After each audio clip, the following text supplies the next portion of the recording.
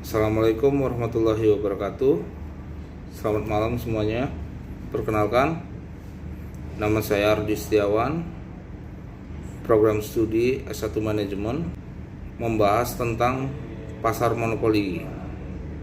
Apa yang kita ketahui tentang pasar monopoli? Apakah teman-teman pernah di waktu kecil itu pernah bermain tentang pasar monopoli? Permainan monopoli. Jadi kalau pernah bermain tentang monopoli, Anda sudah tahu dasar-dasar dari tentang pasar monopoli. Monopoli sendiri yaitu mono itu satu, poli itu adalah penjual. Jadi di dalam pasar tersebut menjadi satu-satunya penguasa dalam pasar. Contoh, pasar monopoli yang ada di Indonesia itu seperti kayak di BUMN ya, kayak salah satunya PLN, Pertamina. Pernah nggak dengar teman-teman kayak Pertamina atau PLN ada iklan tentang PLN? Kalau Anda tidak pakai PLN, rumah Anda akan gelap. Pernah nggak? Kalau pernah dengar, tolong tunjukin buktinya ke saya. Iklannya pasti kalau PLN BUMN untuk Indonesia sekarang ya. Kalau Pertamina nggak ada kan? Kalau ada iklan nggak? Seperti iklan, kalau Anda tidak pakai BBM dari kami, Anda tidak akan bisa menggunakan kendaraan Anda. Pasti tidak ada. Di pasar monopoli ini, jadi ini pasar yang unik ya, bukan karena unik gitu. Jadi ini barangnya ini yang ditanya terus. Intinya itu barang yang ditanya terus, barangnya cuma satu-satunya. Tidak ada pengganti atau substitusi. Barangnya itu barang langka. Jadi kalau di pasar monopoli ini ada kayak PLN. Seperti PLN itu menjual produk listrik kan. Tidak ada kan kalau pesaing dari PLN ada listrik dari di luar PLN, nggak ada. Seandainya itu ada, kemungkinan besar itu akan menjadi mengalami kesulitan. Dalam arti gini, seandainya dia akan masuk dalam penguasaan dalam pasar, dia di pasar monopoli, kesempatan mendapatkan untung itu sangat kecil sekali ya di pasar monopoli ini ya.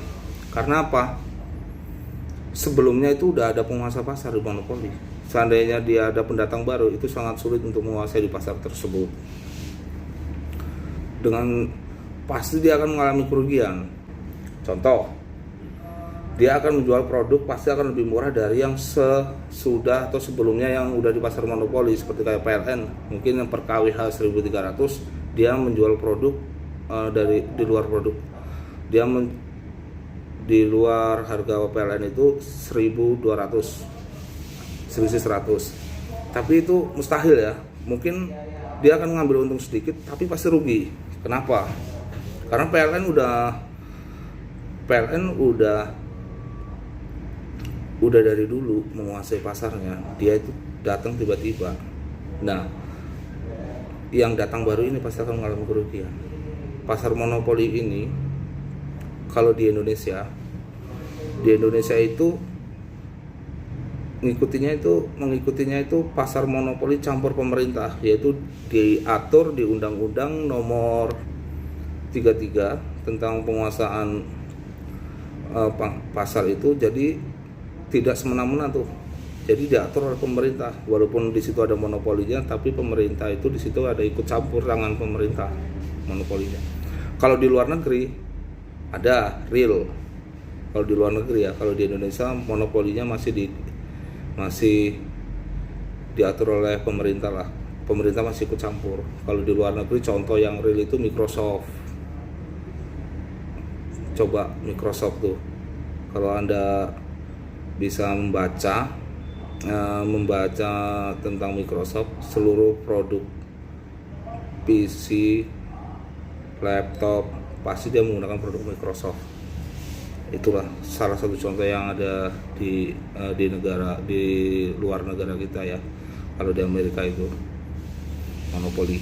Kalau jadi tidak, pemerintahnya itu kayak Amerika itu tidak ikut campur tangan. Mungkin dari saya cukup sekian mengenai tentang pasar monopoli. Keuntungan pasar monopoli: satu, hanya memiliki satu produsen.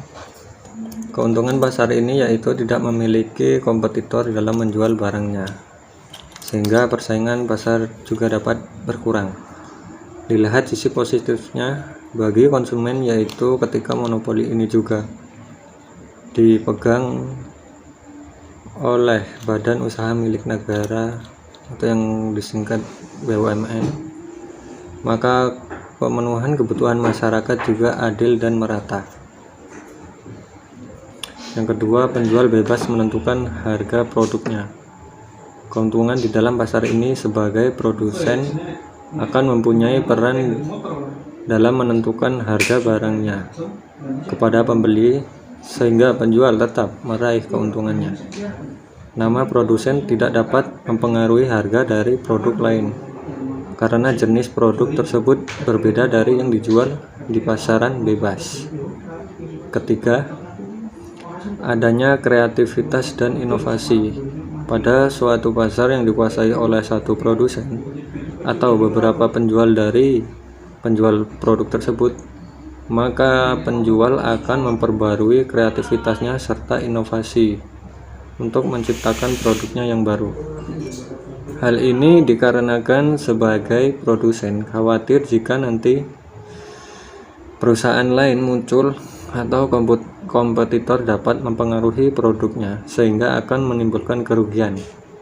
Untuk itu, supaya konsumen tetap berlangganan kepada satu penjual tersebut, maka sebaiknya penjual tetap selalu memperbarui inovasi serta kreativitasnya untuk membuat suatu produk, sehingga pembeli dapat tertarik dalam membeli barang dan tidak akan berpindah kepada penjual lainnya. 4. Pemberian hak cipta atau hak paten. Munculnya pasar monopoli memberikan hak cipta atau hak paten atas ekuitas merek produk atau branding equity yang akan dijual, supaya dapat mengakui kepemilikan produk tersebut di dalam perusahaannya. Dengan demikian, penjual juga akan bebas dan berkuasa untuk menentukan harga serta menjual produknya di dalam pasar monopoli kepada konsumen. Yang kelima, biaya promosi yang dikeluarkan tidak banyak. Dikarenakan produk tidak memiliki persaingan, maka penjual tidak perlu menambah biaya dalam melakukan promosi atau pemasaran serta melakukan inovasi secara teratur. Hal ini menambah keuntungan bagi penjual karena konsumen tetap memilih produk tersebut dan pembeli tidak memiliki pilihan lain. Selain itu, ketika produsen atau penjual memiliki tanggung jawab kepada negara, maka keuntungannya tidak hanya masuk ke dalam perusahaan tetapi juga masuk ke kas negara seperti pembayaran pajak. Kekurangan pasar monopoli alamiah.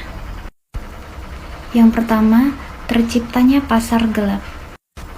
Hal ini dikarenakan barang yang ditawarkan di pasar monopoli dianggap terlalu mengutamakan golongan masyarakat menengah ke bawah. Selain itu, barang cenderung sulit untuk didapatkan. Yang kedua, terjadinya eksploitasi. Ini terjadi karena perusahaan atau penjual menetapkan harganya yang relatif lebih tinggi dibandingkan harga marginalnya. Ketiga, terjadinya ketidakadilan. Ini terjadi karena perusahaan memiliki kekuatan yang mutlak. Keempat, pemborosan. Biasanya, perusahaan cenderung tidak memperhatikan efisiensi pada kegiatan produksi. Hanya fokus pada produksi berskala besar dan bagaimana produk tersebut harus laku terjual, hingga biaya cenderung membengkak di bagian proses produksi. Dalam hal ini, konsumen yang mengandalkan produk atau jasa yang dipasarkan dalam perdagangan monopoli tidak dapat meminta lebih. Konsumen harus menerima keputusan dari perusahaan. Apabila harga melonjak naik, konsumen harus tetap membeli dengan harga tinggi meskipun sebagian besar perusahaan disponsori oleh pemerintah. Tidak menutup kemungkinan hal seperti ini dapat terjadi. Contohnya seperti perusahaan bahan bakar minyak. Ketika bahan baku berkurang dan sulit untuk didapatkan, penyebab harga jual menjadi 2 kali lipat lebih mahal. Sedangkan hampir semua orang membutuhkan bahan bakar untuk beraktivitas sehari. Karakteristik pasar monopoli. Berikut adalah karakteristik pasar monopoli. Yang pertama, pasar terdiri dari satu produsen. Pasokannya sama dengan pasokan pasar. Karena itu, harga dan kuantitas tergantung pada strategi monopoli. Yang kedua, hambatan masuk adalah tinggi. Itu mungkin berasal dari skala ekonomi, hambatan regulasi, ataupun penguasaan sumber daya langka. Akibatnya ancaman dari pendatang baru rendah. 3. Pasar tidak memiliki substitusi. Konsumen tidak memiliki produsen alternatif untuk dibeli. 4. Monopoli memiliki kekuatan pasar absolut.